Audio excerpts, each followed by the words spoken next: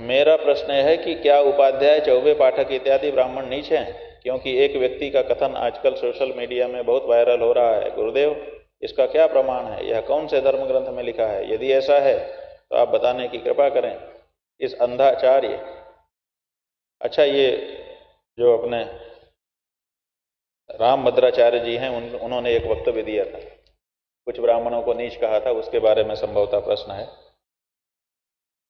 किसी को उसकी विकलांगता के आधार पर संबोधित करना हमको ठीक नहीं लगता है। ये कह रहे हैं कि हम बहुत आहत हैं कि नीच ब्राह्मण कहा गया है। हम खुद उपाध्याय हैं, राजन उपाध्याय इनका नाम है, श्रीधाम वृंदावन मथुरा से हैं।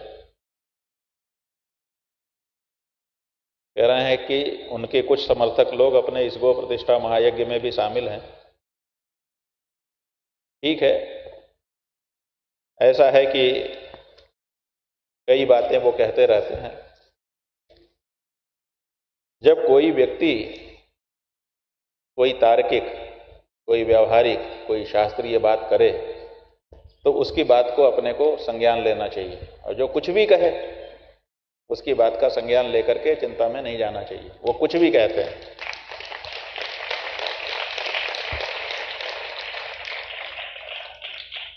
कुछ भी कहने वाले का ज्यादा नहीं सोचना चाहिए। जो व्यक्ति अपने मुख से अपनी बड़ाई करता है उसको शिष्टाचार में नहीं लिया जाता है। हमारे यहां कोई भी शिष्ट पुरुष होगा वो अपने मुंह से अपनी बड़ाई नहीं करता है, वो तो खुद करते हैं, इसलिए शिष्ट कैसे माने जा सकते हैं? जिस तुलसी जी के नाम पर उन्होंने पीठ बनाया है,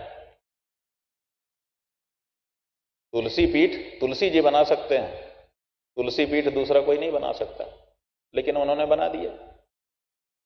और कहते हैं कि हमने भाष्य लिखा है इसलिए हम ही असली आचार्य हैं, बाकी कोई भाष्य लिखने वाला आचार्य नहीं है। ऐसा भी उन्होंने अभी वक्तव्य दिया है। कई पत्रकार लोग हमको घेरे हुए हैं कि आप इस बारे में कुछ बताइए। अब बहुत बातें बोली जा सकती हैं, लेकिन क्या बोलना? बोलेंगे तो जो विधर्मी हैं उनको मसाला मिलेगा।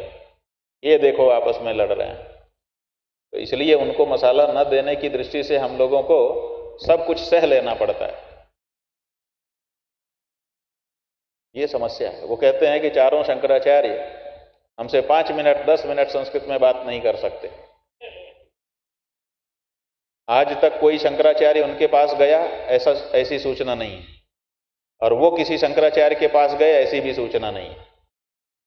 अगर वो किसी शंकराचार्य के पास गए होते और उससे संस्कृत में बोलना शुरू करते और वो संस्कृत में वापस उत्तर न देता तब तो ये बात कह सकते थे, लेकिन किसी शंकराचार्य के पास जाके संस्कृत में शुरू किया बात, इसका तो कोई इतिहास ही नहीं है। तो उनको कैसे पता चल गया कि कौन संस्कृत में नहीं बोलेगा? भाई, जिस यूनिवर्सिटी से उन्होंने आचार्य पढ़ा है उसी यूनिवर्सिटी के आचार्य हम भी हैं। उनकी योग्यता हमारी योग्यता बराबर ही है। परीक्षा तो उन्होंने भी दी थी तभी उनको डिग्री मिली, परीक्षा हमने भी दी तभी हमको भी डिग्री मिली। एक ही यूनिवर्सिटी में पढ़े, जब दोनों बराबर ग्रेड में उत्तीर्ण हैं, प्रथम श्रेणी में उत्तीर्ण वो भी हैं हम भी हैं, तो उनकी योग्यता ज्यादा हमारी योग्यता कम कैसे? कौन निर्णय करेगा इसका? फिर वो कहते हैं कि हमको 1.5 लाख पृष्ठ याद हैं, लेकिन इसकी परीक्षा कभी नहीं हुई है। 1.5 लाख पृष्ठ वो निकाल करके सामने रखें और कहें कि ये 1.5 लाख पृष्ठ रखे हैं, कोई भी पृष्ठ खोलो मैं मौजवानी सुना दूंगा। ऐसी परीक्षा पहले सार्वजनिक रूप से दें तो तब हम लोग समझें कि 1.5 लाख पृष्ठ इनको याद है। किसी वीडियो में वो कह रहे हैं कि 1 लाख पृष्ठ हमको याद है, और किसी वीडियो में कह रहे हैं कि हमको 2 लाख पृष्ठ याद है, तो 1.5 लाख। अभी वाले उसमें कहा है, उसमें कहा कि 1.5 लाख पृष्ठ हमको याद है, और पीछे 1 साल के पीछे उन्होंने कहा था 1 लाख पृष्ठ हमको याद है। तो 1 साल में 50,000 पृष्ठ उन्होंने और याद कर लिए। ठीक है, कर लिए होंगे, लेकिन ये कहने के पहले आपको परीक्षा तो देनी होगी। जो बात कहिए पहले उसको परीक्षा ले करके प्रमाणित कहिए। आप अपने मन में 1.5 लाख पृष्ठ याद करके कह देते हैं कि मुझे याद है। परीक्षा कब दिया आपने? आप परीक्षा दीजिए। 1.5 लाख पृष्ठ पहले बताइए कि कौन सी ग्रंथ के पृष्ठ हैं वो, उसको हम लोग जाने, और उसके बाद 1.5 लाख पृष्ठ अलग एक मेज पर सजा करके रख दिया जाए और आप परीक्षा ले लीजिए, दे दीजिए कि ये 1.5 लाख पृष्ठ रखे हैं, जिसको पूछना है आओ। कोई भी पृष्ठ पलटोगे मैं मुजबानी सुना दूंगा, कंठस्थ सुना दूंगा, कंठाग्र है मुझे सब कुछ। तब हम समझें कि ये कुछ कह रहे हैं। कोई पृष्ठ का पता ही नहीं है और 1.5 लाख पृष्ठ मुझे कंठस्थ है, ये कैसी बात है?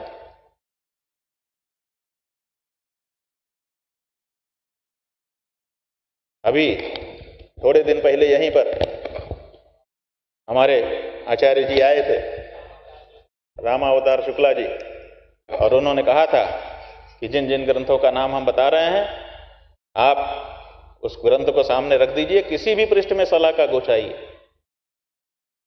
और जो श्लोक का शुरुआत करेंगे वही श्लोक मैं बोल दूंगा और उसके बाद बोलता चला जाऊंगा। और फिर हमने कहा कि भाई ये तो ठीक है, एक दिन परीक्षा हो गई। फिर हमारे मन में आया कि ये कह रहे हैं कि जो पृष्ठ बताइए, जो श्लोक बोलिए। तो हमने कहा उसके नंबर से बता सकते हो? उन्होंने कहा नंबर बता दीजिए। तो दूसरे दिन फिर परीक्षा हुई यही इसी मंच पर। जिस नंबर को हम लोगों ने बताया कि इस अध्याय का ये श्लोक बोलिए, उन्होंने बोल दिया। एक बार भी फेल नहीं हुआ वो व्यक्ति।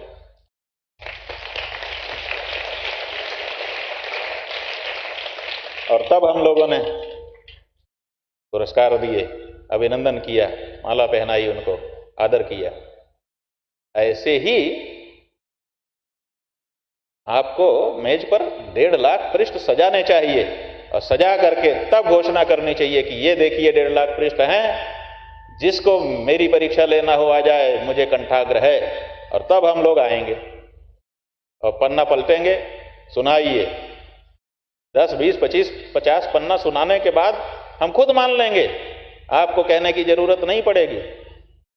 हम खुद घोषणा करेंगे कि भाई हमने तो 10, 20, 25 बार देखा, अभी कितनी बार देखें, इनको सब पृष्ठ याद हैं। जय हो, जय हो, जय हो। लेकिन आप जानते हैं कि ऐसा कोई नहीं कहेगा, क्योंकि मैं वो कर नहीं पाऊंगा, इसलिए अपने मुंह से ही कह देता हूं जो कुछ कहना है। तो अपने मुंह मियां मिट्टू बनना एक कहावत है, मुहावरा है, इसका अच्छा अर्थ नहीं होता। आपकी प्रशंसा दूसरा करता है, आपकी प्रशंसा आप नहीं कर सकते, क्योंकि आप अपने परीक्षक स्वयं नहीं होते हैं, आपका परीक्षक दूसरा होता है।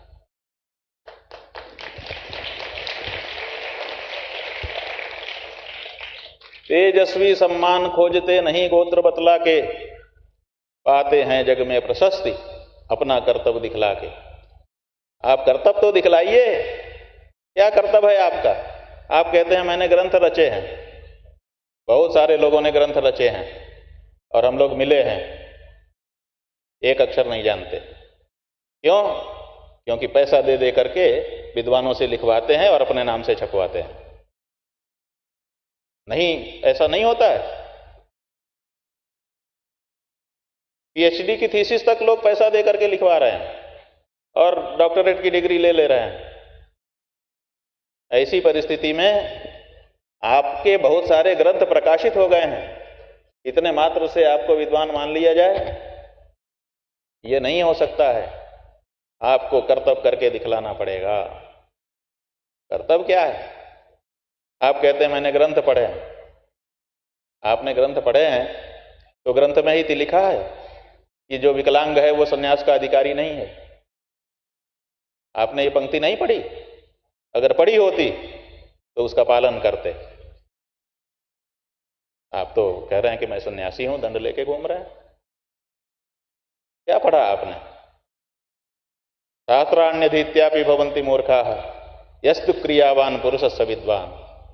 हमारे शास्त्र में साफ बताया गया है कि शास्त्र पढ़ करके भी लोग मूर्ख होते हैं, जो क्रियावान है वही विद्वान है। माने शास्त्र में जो लिखा है उसका जब अपने जीवन में पालन करेगा तब विद्वान कहा जाएगा। केवल पंक्ति याद कर लेने से कोई पंडित नहीं बनता है। आप कहते हैं मैं आचार्य हूं, आचिनोति ही शास्त्राणि आचार्य स्थापयत्यपि स्वयं आचरते यस्मात् तस्माद् आचार्य उच्यते। शास्त्रों में पढ़ करके आचार को जाने, जान करके उसको जिए, और जीने के बाद तब जब शिष्यों को वो बताए तब आचार्य होता है। आपने शास्त्र पढ़ा, पढ़ करके उसको जिया कहां? और जिसने जिया नहीं, केवल उसके पास शब्द हैं। इसलिए शब्द मात्र से कोई विद्वान नहीं बनता है, ये हमारा कहना है। कहते हैं मैंने भाष्य लिख दिए। ठीक है, आपने भाष्य लिख दिए। भाष्य लिखने की जरूरत किसको पड़ती है? जो पूर्व उपलब्ध भाष्य से सहमत नहीं होता। पहले से जो भाष्य लिखे गए हैं उनसे जो सहमत नहीं होगा वो स्वयं का भाष्य लिखेगा। शंकराचार्य जी के भाष्य से रामानुजाचार्य सहमत नहीं थे, उन्होंने अपना भाष्य लिखा। मध्वाचार्य ने अपना भाष्य लिखा, निम्बारकाचार्य ने अपना भाष्य लिखा, वल्लभाचार्य ने अपना भाष्य लिखा। क्यों? सहमत नहीं थे उस भाष्य से। तो आपके रामानंदाचार्य जी ने भी भाष्य लिखा। आपको क्यों भाष्य लिखने की जरूरत पड़ गई जब रामानंदाचार्य जी का भाष्य आपके पास था? इसका मतलब कि आप रामानंदाचार्य जी के भाष्य से असहमत हैं, तभी तो आपको नया भाष्य लिखने की जरूरत पड़ी। तो जब नया भाष्य लिखने की आपको जरूरत पड़ गई, रामानंद के भाष्य से आप असहमत हैं, रामानंदाचार्य जी के भाष्य से, तो फिर आप रामानंदाचार्य कैसे हो सकते हैं? आप तो रामानंदाचार्य से असहमत है ना, आपको तो नए भाष्य की जरूरत पड़ रही है। तो जिससे हम असहमत हैं उसी का चोला ओढ़ करके पूज रहे हैं। ये कैसा दोहरा चरित्र है? इसलिए उनकी बात भैया छोड़ो, तात्पर्य यही ना है। अपनी बात करो, और अपनी बात यह है कि शास्त्र जो है वो इसके लिए नहीं होता कि हम सबको तुच्छ समझें। शास्त्र इसके लिए होता है कि हम सब में परमात्मा देखने लग जाएं।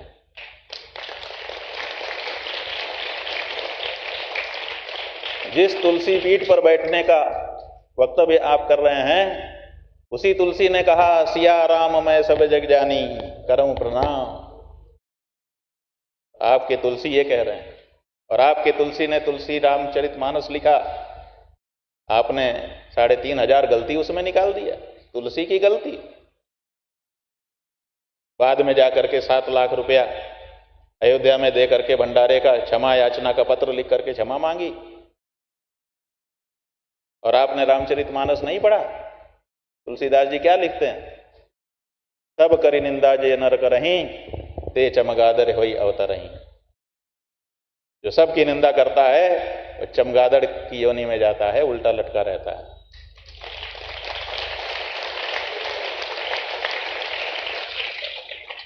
अरे किसी की प्रशंसा तो मुंह से निकालते, या फिर इस चौपाई पे दृष्टि ही नहीं पड़ी? तो बस हमने थोड़ा ही सा कह दिया। इतना भी कह देना जरूरी समझ करके कहा है, मन बिल्कुल नहीं था ये सब कहने का। लेकिन आप बार बार चारों शंकराचार्यों पे आक्षेप कर रहे हो। चारों शंकराचार्यों की योग्यता आपको क्या पता है? सब अपने अपने स्थान पर मूर्धन्य हैं, उनका कोई जोड़ नहीं है।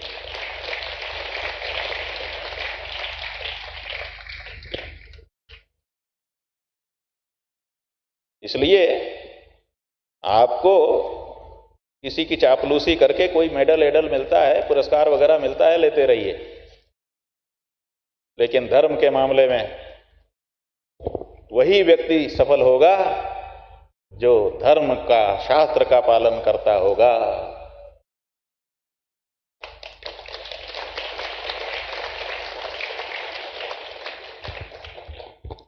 कोई भी धर्माचार्य गौ हत्यारे को अपना मित्र तो नहीं कहेगा। ठीक है, गाली नहीं देगा चलेगा, लेकिन मित्र तो नहीं कहेगा। जो गौ हत्या को समर्थन दे रहा है जो पार्टी गौ हत्यारे बूचड़खानों से चंदा ले रही है, उसके नेता को आप अपना मित्र कह रहे हैं? आप धर्माचार्य हैं? अगर आप धर्माचार्य हैं तो फिर धर्माचार्यों को नमस्कार, क्षमा करे भगवान।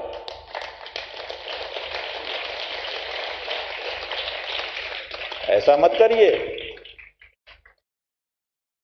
आचरण की सभ्यता ये जीवन है। इसलिए कौन कितनी भाषा बोलता है इसका कोई मतलब नहीं, कौन कितना उस भाषा का अर्थ समझता है। अर्थ आपने किसी चीज का नहीं समझा है। वो एक पीले कपड़ा वाले महात्मा जी हैं वृंदावन के, प्रेमानंद जी, कह रहे हैं कि उनको एक अक्षर संस्कृत नहीं आती है। उनको संस्कृत आने की जरूरत क्या है? वो तो भगवान नाम का प्रचार कर रहे हैं और भगवान का नाम संस्कृत में ही है।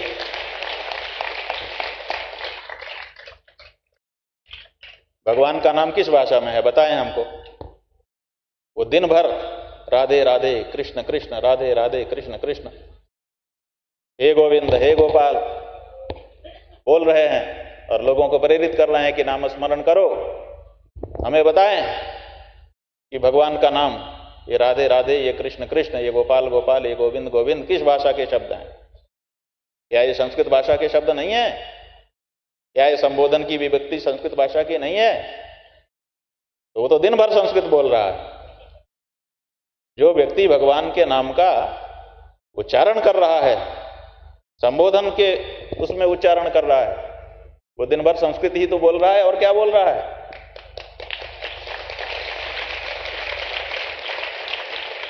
आपको नहीं दिखाई देता, आपको सुनाई भी नहीं देता लगता है।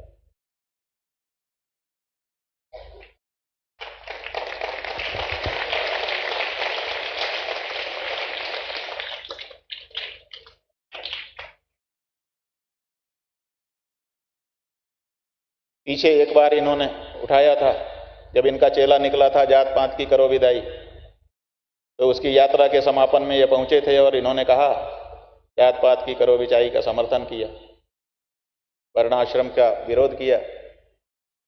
हमने रामचरितमानस निकाल करके, हम शाकंभरी में थे, हमसे पत्रकारों ने पूछा, निकाल कर दिखाया कि भैया राम जी के राज में क्या हो रहा था। उत्तरकांड में साफ लिखा हुआ है, राम राज बैठे त्रैलोका, हर्षित भय गए सब शोका, बैर नगर का हुसन कोई, राम प्रताप विषमता कोई, वर्ण आश्रम ने निज धर्म, निरद वेद पथ लोग, रहें सदा पावहीं सुखहीं, नहीं भय शोक न रोग। राम जी के राज में वर्णाश्रम का पालन होता था। तो जब तुम्हारे राम वर्णाश्रम का पालन करवाते थे तो तुम राम के भगत हो, वर्णाश्रम की विदाई करवाने वाले? राम से बड़े हो गए हो? वंचक भगत कहाई राम के, किंचन कंचन के है काम के। राम के वंचक भगत है, राम का नाम, राम के नाम का फायदा लेने के लिए लेते हैं। ये भगवान को साधन मानते हैं, साध्य नहीं मानते। इसलिए विद्वत्ता की बात कहने ही दी जाए। ये विद्वत्ता नहीं है कि आप सबका अपमान करें। लोग अपना सम्मान खोना नहीं चाहते, इसीलिए आपका नाम नहीं ले रहे हैं, लोग आपके बारे में नहीं बोल रहे हैं, क्योंकि आपका नाम लेने मात्र से सम्मान कम होता है।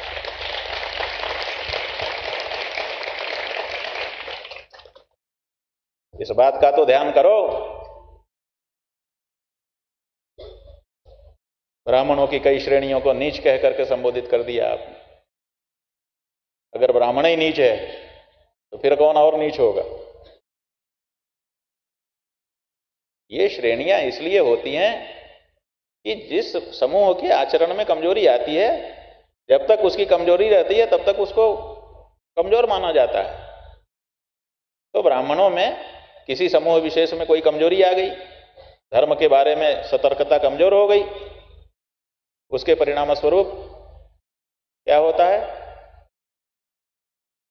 दूसरे समूह उसको कमजोर मानने लगता है।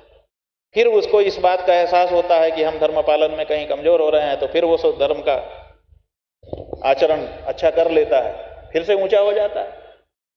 कोई भी व्यक्ति बुखार हो जाता है तो कमजोर हो जाता है, और फिर बुखार की दवाई लेकर के ठीक ठाक होने के बाद फिर जैसा का तैसा हो जाता है। तो ऐसे ही समाजों में भी गिरावट आती है, और जब एहसास होता है कि हम में तो गिरावट आ गई, तो वो समाज फिर से सतर्क हो जाता है और फिर से अपने आप को ऊंचा उठा लेता है। इसलिए ये ऊंचाई नीचाई कोई तय मायने नहीं रखती है। ये ऊंचाई नीचाई आगंतुक है, थोड़ी देर के लिए आती है, और इसीलिए आती है ताकि लोग सतर्क हो जाएं। किसी समय किसी ने कह दिया, लेकिन किसी समय किसी ने कह दिया तो आप उसी को अब सदा के लिए नियम बना लेंगे। ब्राह्मण नीचा हो गया, नीच, नीचा तो अलग वस्तु है, नीच। तो ये सब बातें हैं जिसको सब लोगों ने जान लिया है, और अब वो इतने अप्रामाणिक हो गए हैं कि कोई भी उनकी बात को सुनना नहीं चाहता है।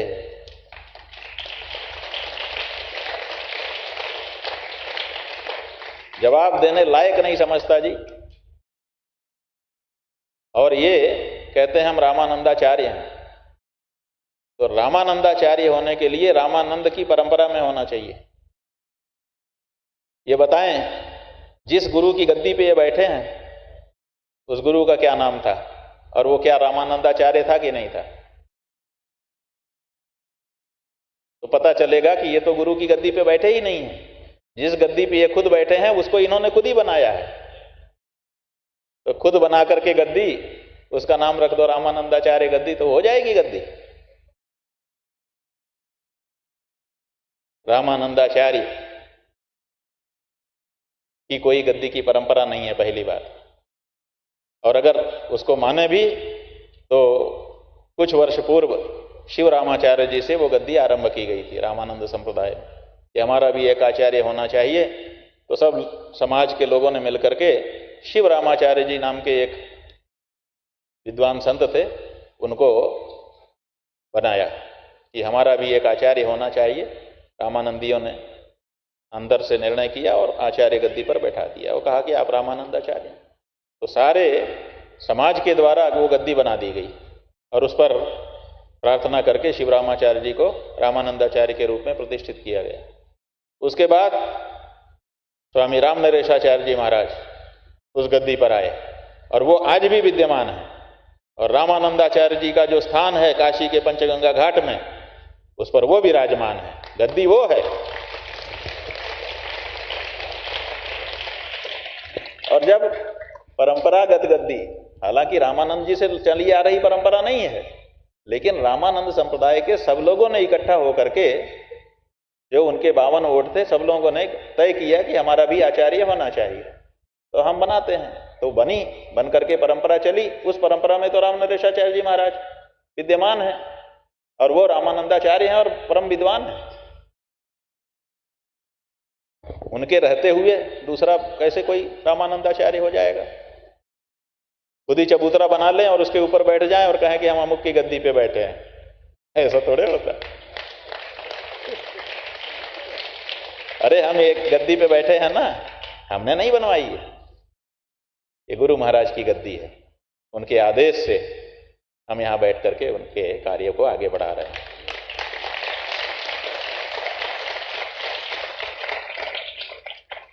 ये नियम है। सन्यासी जो है वो गद्दी का इच्छुक नहीं होता है और गद्दी पर आ नहीं सकता, क्योंकि अब समय पर्याप्त हो चुका है। आज तो पूजा के लिए भी हम लोग समय पे नहीं जा रहे हैं, यही समस्या है। तो सन्यासी जो है वो गद्दी पर जाता ही नहीं है। एक ही रास्ता है कि उसका गुरु उसको आदेश कर दे, ये जरूरी है, तुम बैठ करके संभालो। अन्यथा कोई सन्यासी जो सन्यास ले चुका, वो क्यों गद्दी की इच्छा करेगा? और अगर गद्दी की इच्छा कर रहा है तो सन्यासी कैसा? इसलिए सन्यासी के मन में गद्दी की इच्छा नहीं आनी चाहिए, ना आती है। गुरु आदेश ही है जिसके कारण। हमारे गुरु जी बैठे थे, उन्होंने हमको बताया कि हमको कोई गद्दी की इच्छा नहीं थी, लेकिन हमारे गुरु महाराज ने कहा, पहले उनके जो दंड संन्यास के गुरु थे उन्होंने कहा, उन्होंने उस समय हाथ जोड़ लिया था। और उसके बाद करपात्री जी महाराज उन्होंने आदेश किया कि तुमको ये करना है, तो गुरु आदेश मान करके बैठे। ऐसे ही हम लोग हैं, गुरु आदेश मान करके बैठे हुए हैं जी। हमारी कोई इच्छा गद्दी की नहीं है, हमने कोई इसीलिए कोई गद्दी बना के नहीं बैठता है। और ये व्यक्ति खुद गद्दी बना के खुद जमीन खरीद करके और बैठ गया और कहता है कि मैं तो अपने आप को विकलांग मानता ही नहीं। इसी इंटरव्यू में कहा है, जब अपने आप को आप विकलांग नहीं मानते तो विकलांग विश्वविद्यालय क्यों बनाया, उसके आजीवन कुलपति क्यों बने? आप वही सामान्य विश्वविद्यालय बना देते, विकलांग विश्वविद्यालय ही क्यों बनाया और उसके आजीवन कुलपति हो गए? ये आजीवन यहीं कुलपति रहेंगे और कहीं जाएंगे ही?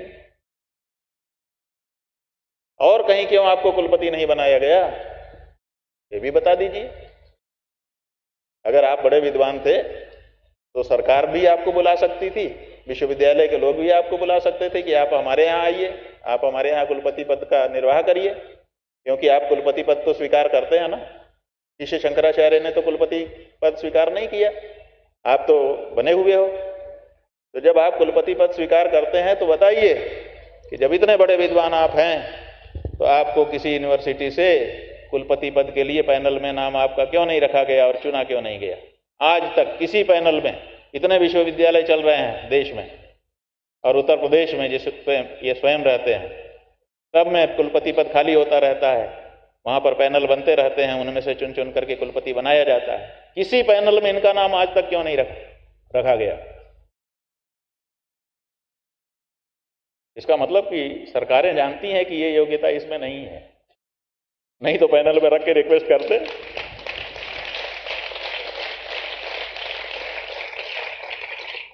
इसको पटाए रखने के लिए पुरस्कार दिया जा सकता है, लेकिन कुलपति बनाने लायक, भाई हम तो अनुमान लगा रहे हैं, गलत अनुमान हो तो बताइए, क्योंकि कहीं से तो आमंत्रण आना चाहिए था, क्यों नहीं आया? तो ये सब बातें हैं, इन पर भी विचार कर लेना चाहिए।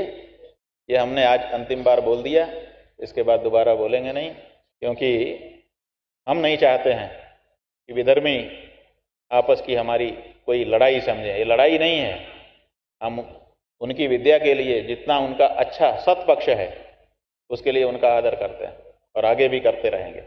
जो सत्पक्ष है, जैसे विकलांगों के लिए विश्वविद्यालय खोलना अच्छा है, उन्होंने सोचा जाने कितने विकलांगों का वहां से लाभ हो रहा होगा, तो ये अच्छा काम किया। राम कथा कहते हैं, अच्छा है, बीच बीच में ये गड़बड़ी कर देते हैं, उसके लिए तो आलोचना होगी। राम कथा में राम कथा कहना चाहिए।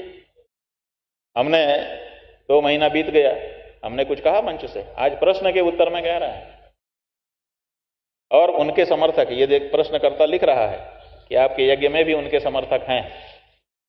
हम तो किसी को नहीं निकाल रहे हैं, ठीक है, जिसको जिसका समर्थन करना हो, हमें तो उसके पांडित्य से मतलब है, उसके जो भूमिका उसने यहाँ ली है उस भूमिका के अनुसार रहे, हमें क्या दिक्कत। और बंधुओं, अब जब इतना बताया है तो आपको बता ही दें, 20 साल पहले एक बार हमारे गुरुजी को इन्होंने शास्त्रार्थ का चैलेंज दिया था। इसी मामले में इनका अखबारों में बयान छपा कि हम शास्त्रार्थ की चुनौती देते हैं। तो हमारे गुरुजी ने तो ज़्यादा ध्यान नहीं दिया, लेकिन हमको बड़ा बुरा लगा, क्योंकि इन्होंने अपशब्द भी कहे थे गुरुजी को, और वो अखबारों में वैसे ही छपा हुआ था शब्द, वो शब्द हम बोल नहीं सकते। तो हमको बड़ा खराब लगा। तो हमने सोचा कि हम ही, कोई तो बोल नहीं रहा है, हम ही इनके शास्त्रार्थ कर लेते हैं। तो हमने इनके एक शिष्या हैं, उनके माध्यम से संदेशा भेजा कि इनकी चुनौती हमको स्वीकार है, हम शास्त्रार्थ करेंगे। तो वहाँ से संदेशा आया, इनसे बात किया होगा उन्होंने, संदेशा आया कि आचार्य हैं वो तुमसे कैसे, बच्चे से कैसे शास्त्रार्थ करेंगे। तो हमने खबर भेजी कि आपके यहाँ जो सबसे छोटा बच्चा हो, पहले उससे हमारा शास्त्रार्थ कराइए। अगर हम जीत जाएं तब उससे बड़े से हमारी काबिलियत हो जाएगी, और उससे भी जीत जाएं तब हमारी और काबिलियत बढ़ जाएगी। आपके यहाँ के जितने विद्वान हैं, जब उनसे सबसे हम जीत जाएंगे तब तो आप हमसे करोगे। तो हम तो सबसे छोटे से कह रहे हैं। तो फिर वहां से संदेश आया कि शास्त्रार्थ जो है वो संस्कृत में होगा। तो हमने फिर संदेश भेजा कि शास्त्रार्थ तो संस्कृत में ही होता है, उर्दू और फारसी में थोड़े होता है।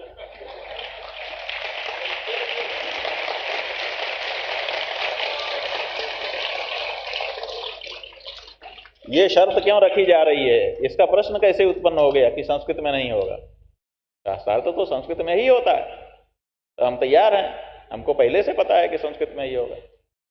तो फिर वहां से संदेश आया तीसरी बार कि छंदबद्ध होगा, माने श्लोक में शास्त्रार्थ होगा। तो हमने कहा ठीक है भाई, श्लोक में अगर शास्त्रार्थ होगा तो हम उसके लिए भी तैयार हैं, लेकिन जो व्यक्ति हमसे शास्त्रार्थ कर रहा होगा हम देखेंगे, अगर वो बूढ़ा है तो इसका मतलब ज्यादा दिन संस्कृत का श्लोक बनाने का अभ्यास कर चुका है, तो वो उससे जितना बूढ़ा हमसे होगा उतना ज्यादा गुना समय हम लेंगे। मान लो वो 1 मिनट में बनाता है तो हम 10 मिनट में बनाएंगे। इतनी छूट हमको दी जाए, हम तैयार हैं, संस्कृत श्लोकबद्ध शास्त्रार्थ करने के लिए भी तैयार हैं।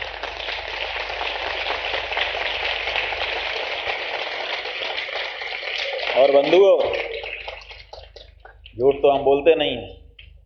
उसके बाद संदेश आया कि रामभद्राचार्य जी आपसे बात करना चाहते हैं। हमने कहा बिल्कुल हम करेंगे। तो हमारी बात हुई और संस्कृत में बात हुई, क्योंकि उन्होंने संस्कृत में ही बोला। तो नियम यही है कि जिस भाषा में प्रश्न हुआ है, अगर आपको वो भाषा नहीं आती तब बात अलग है, अन्यथा उसी में जवाब दीजिए। तो जब उन्होंने संस्कृत में ही शुरू किया तो हमने भी संस्कृत में ही बात की, और 5-10 मिनट तो हमारी बात हुई ही थी। और उस समय तो हम शंकराचार्य और सन्यासी भी नहीं थे, उस समय तो हम शायद ब्रह्मचारी थे महाराज जी। तो हमारी उसी समय 10 मिनट फोन में बात हो चुकी है, और रामभद्राचार्य जी ने हमारी बड़ी प्रशंसा भी किया। बात करके बड़े प्रसन्न हुए, खूब आशीर्वाद उन्होंने हमको दिया, और शास्त्रार्थ की बात छूट गई। उसके बाद उन्होंने नहीं कहा।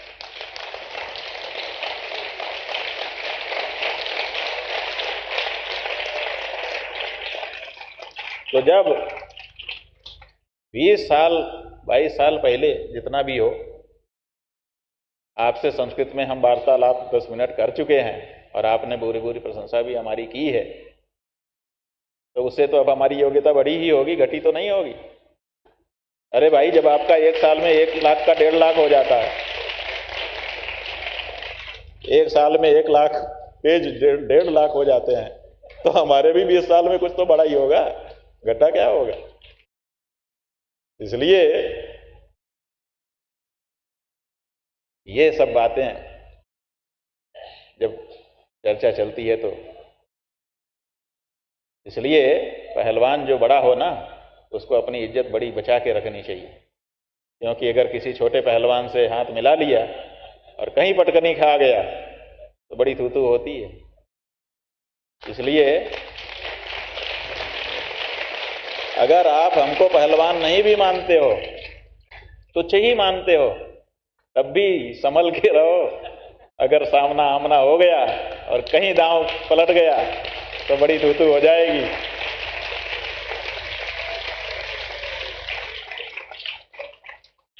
आप अपना काम करो, अच्छे काम करो, सदग्रंथ लिखो। इन्होंने शंकराचार्य जी को अपने ग्रंथों में बहुत गालियां दी। हम लोग चुप हैं, नहीं रहना चाहिए चुप। सच बात यही है कि चुप नहीं रहना चाहिए, लेकिन चुप रह जाने के कारण मन बढ़ता चला जा रहा है। इसलिए किसी दिन तो सीमा का अतिक्रमण होगा और किसी दिन तो बात शुरू होगी ही। इसलिए आज इस लड़के के प्रश्न से शुरुआत हो गई।